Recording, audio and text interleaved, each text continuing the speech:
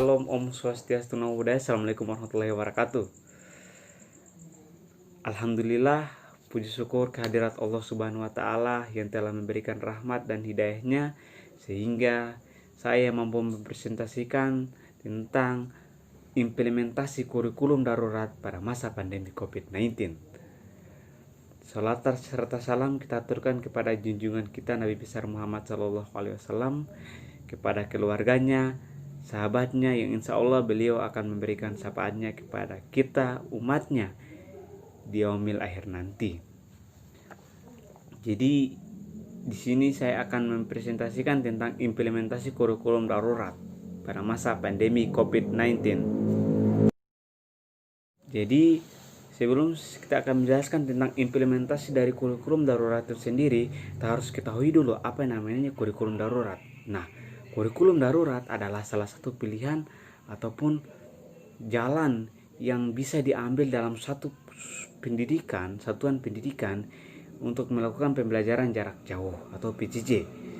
Kurikulum darurat ini diciptakan untuk penyederhanaan kompetensi dasar selama pembelajaran jarak jauh, yang dimana penyederhanaan ini itu mengurangi kompetensi yang dasar di setiap mata pelajaran.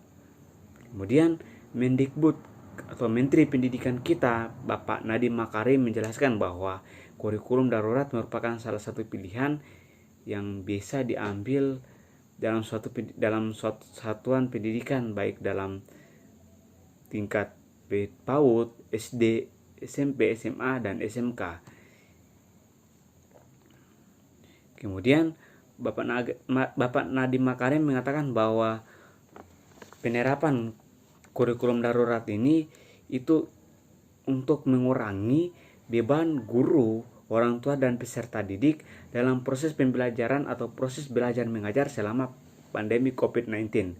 Oleh karena itu, ia menerbitkan kurikulum darurat ini. Kemudian kita masuk ke tantangan kurikulum darurat, penerapan kurikulum darurat. Nah, kita kalau berbicara tentang penerapan ataupun tantangan terhadap penerapan kurikulum darurat ini, mungkin tidak ada habisnya teman-teman. Karena kita lihat lagi, kita akan berbicara tentang tantangan dan hambatan yang ada secara realita. Nah, kita akan masuk ke situasi yang memang tidak bisa disangka-sangka, di mana situasi ini situasi yang kita tidak inginkan. Nah, situasi ini yang sangat sulit bagi guru, orang tua, siswa, masyarakat yang bersifat ataupun orang-orang yang mengalami hambatan ataupun yang bersifat merasa rugi ya teman-teman gitu. Dan situasi ini sangat sulit baik untuk guru, dan banyak yang harus ataupun dalam artian guru walaupun dalam konteks merasa sulit, tapi ia dituntut untuk menyelesaikan ataupun menuntaskan kurikulum itu sendiri. Kemudian kita masuk ke basic orang tua. Nah, orang tua itu hal yang tidak mungkin membiarkan siswanya ataupun anaknya itu belajar sendiri. Apalagi pada masa pandemi saat ini. Orang tua ini sebagai orang nomor satu yang dimana mampu memberikan motivasi ataupun dalam hal ini mendampingi siswa atau anaknya itu selama pembelajaran ataupun pembelajaran jarak jauh atau yang biasa disebut PJJ gitu teman-teman. Kemudian saya kira dengan tantangan ataupun hambatan-hambatan yang saya jelaskan tadi itu salah satunya di sini mungkin Kemendikbud atau Menteri Pendidikan selalu mengupayakan tentang apa-apa yang memang harus mereka lakukan. Contoh, ada program guru berbagi kita, kemudian ada berbagai macam BIMTEK, webinar, ataupun pembagian kuota gratis. Saya kira itu salah satu upaya ataupun bentuk-bentuk upaya dari Kemendikbud kita terhadap hambatan-hambatan yang sering dihadapi pada masa pandemi ini, terutama dalam hal pendidikan. Kemudian saya ingin menampilkan salah satu video yang mungkin bisa mewakili perasaan dari teman-teman sekalian ataupun tentang hambatan-hambatan yang memang bertolak belakang dari kebijakan Kemendikbud itu sendiri. Saya sering ikut kegiatan nasional dan saya memiliki banyak teman dari pelosok daerah, dan mereka semua saya tanya, bro, di sana ada keluhan apa tentang metode belajar? Dan ternyata yang dari Gorontalo, yang dari Lampung, mereka pun memiliki keluhan yang sama. Mereka ada kendala pertama di gadget, yang kedua di kuota, yang ketiga sinyal, dan di sana sering mati lampu, Bu. Itu kendala banget. Memang kita beruntung kita di Jakarta kalau menurut saya. Saya harap kita jangan beranggapan bahwa kita dalam keadaan baik-baik saja hanya dalam pandangan perspektif kita sendiri aja. Tapi coba dilihat di sisi lain. Masih banyak di Indonesia ini yang bermasalah kalau menurut saya. Dia bilang gini, dari sekolah cuma ada subsidi 25.000 untuk beli pulsa, sedangkan di sana kuota mahal. Mereka di pelosok itu kuota mahal, nggak kayak di Jakarta kita bisa dapat barang yang seperti itu kan murah. Dan di sini mungkin teman-teman menyadari bahwa metode belajar daring itu kurang efektif dibandingkan sekolah. Betul teman-teman? Jadi ya saya benar-benar mewakili sepertinya. Karena di sini mungkin ada yang habis absen tidur lagi ada. Ada. Karena seperti itu, Bu. Kita kurang efektif tidak seperti di sekolah. Di sekolah kita dipantau langsung sama guru. Guru itu kan digugu dan ditiru. Dan ada wacana, saya lihat di berita, saya nggak tahu ini benar atau enggak, bahwa PJJ ini, pelajar jarak jauh, akan dilaksanakan dengan permanen. Sedangkan kalau kita mau belajar cuma pinter mah, Google lebih pinter daripada sekolah, menurut saya. Iya, semua ada di Google. Kalau guru sejarah ya sejarah aja, ditanya matematika, ya tanya guru matematika, begitu. Tapi kalau misalnya Google tahu semua dia. Itu menurut saya. Jadi kelebihan guru itu dia memiliki rasa terhadap siswa. Mereka mendidik, mereka mengajar, mereka membentuk karakter kita siswa-siswa Indonesia. Saya harap teman-teman semua, kita yang akan memegang 20-30 tahun ke depan, kita yang memegang estafet negeri ini, kita bisa memimpin dengan baik dengan metode belajar negara Indonesia yang menjadi lebih baik. Terima kasih. Ini baru benar suaranya. Sebenarnya tadi sama, cuman lebih kalem yang depannya. Ini lebih langsung. Jadi pembelajaran jarak jauh, memang ini masih sebuah alternatif.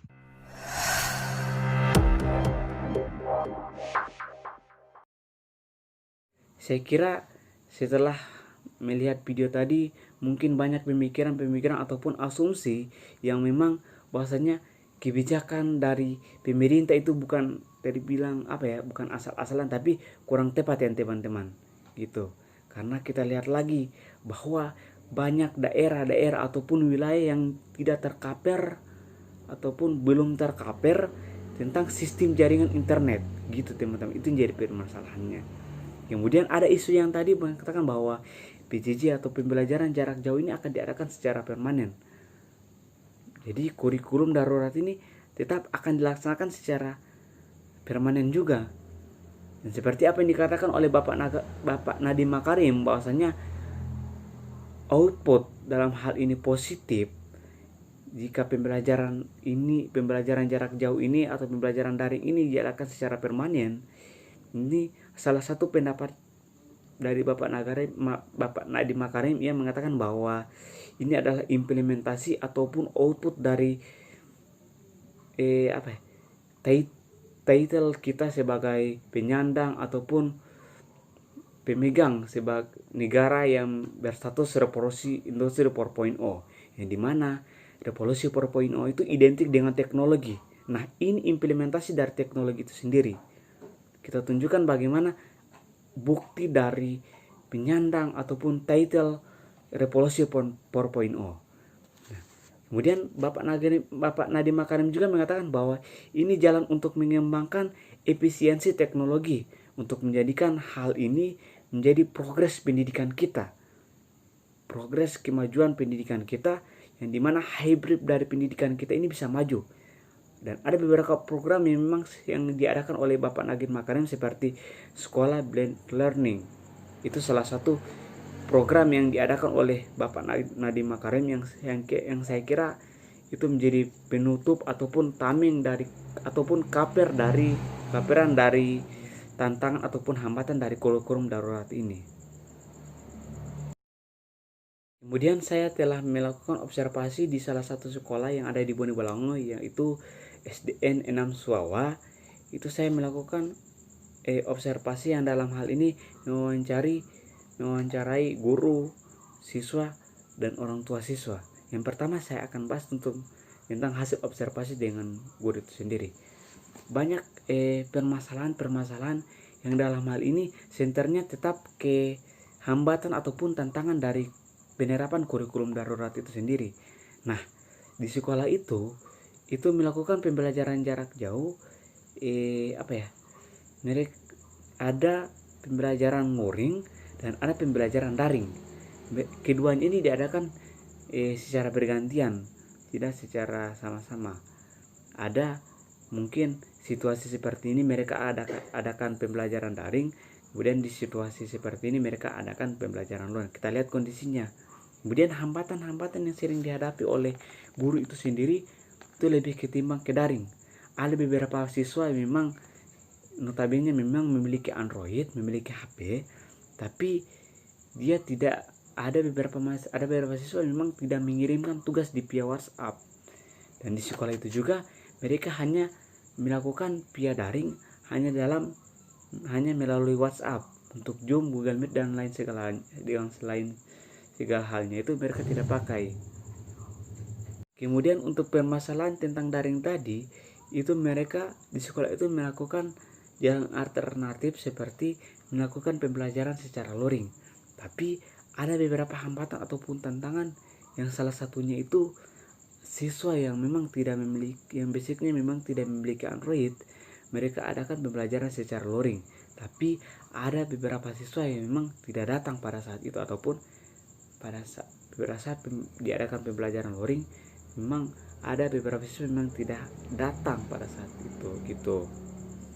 Kemudian untuk orang tua siswa, nah untuk orang tua siswa juga ini kembali lagi tentang hambatan dan tantangan.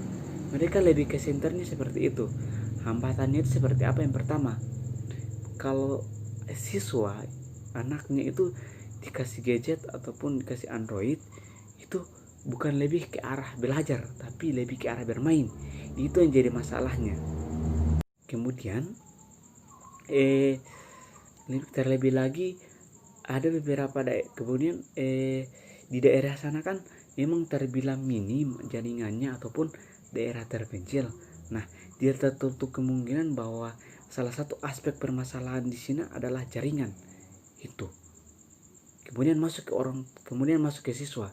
Nah, siswa juga lebih ke arah hambatan gitu. Dimana hambatannya itu sulit sekali untuk melakukan pembelajaran daring. Toh neto-netonya yang luring saja mereka tetap susah, apalagi yang daring. Itu titik permasalahannya. Dan untuk masalah hambatan ataupun susah untuk anak SD, saya kira itu menjadi titik perbandingan ataupun titik banding dari penerapan implementasi kurikulum darurat ini ataupun pembelajaran jarak jauh ini. Karena otak ataupun pengetahuan tentang teknologi yang dalam hal ini masih umur SD, saya kira itu belum mampu mengimplementasikan ataupun mengelola tentang ilmu-ilmu teknologi itu sendiri. Mungkin itu hasil observasi saya di sekolah dasar negeri 6 Suawa. Jadi untuk implementasi kurikulum darurat itu saya kira bagus ya teman-teman, ataupun ini menjadi alternatif ataupun jalan terakhir dari pendidikan kita sendiri. Karena mau tidak mau kita harus adakan ini kurikulum darurat, kita harus implementasi kurikulum darurat ini. Saya mengutip tentang apa yang dikatakan oleh Bapak Nadiem Makarim. Kita pilih mana? Mas milih krisis kesehatan atau bodoh satu generasi? Atau masih ada pembelajaran tapi tidak optimal, atau tidak ada belajar sama sekali? Mungkin itu kutipan yang memang harusnya menjadi titik pembanding teman-teman sekalian untuk komplain tentang implementasi kurikulum darurat itu sendiri. Sekian dari saya. Wassalamualaikum warahmatullahi wabarakatuh.